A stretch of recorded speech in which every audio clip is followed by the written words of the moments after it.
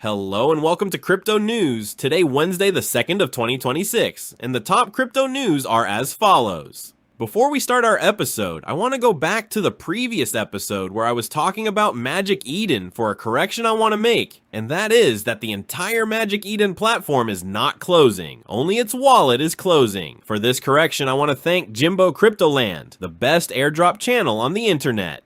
Continuing, I want to go back to quantum computers, and we'll talk today about researchers at the California Institute of Technology who hypothesize that a functional quantum computer may require much fewer qubits to be operational than we initially believed. So according to the researchers, they say that a functional quantum computer could be built with just 10,000 to 20,000 qubits, and all this could come by 2030. However, such a quantum computer, as you understand, is not sufficient to threaten anything in the crypto market, and for this reason, many people like CZ say that crypto will survive quantum computers, but their wallets that are very old maybe not. However, this might change with a community proposal. Moving forward, let me tell you that there are some cryptos that have already taken serious steps against quantum computers and are happy with such news, and these are coins like Naoris. The Naoris protocol launches its main network, introducing a layer 1 blockchain designed to use post-quantum cryptography for transaction validation and network security. The network is active with limited participation by invitation only, meaning it's not open to everyone, allowing early users to run validation nodes and process transactions. This coin has already made 10% in the 24-hour chart, 128% in a month from the news I told you about in recent days. Continuing, we'll go to Uniswap, which is running out of money as Uniswap tells us that the treasury has reached $85.8 million.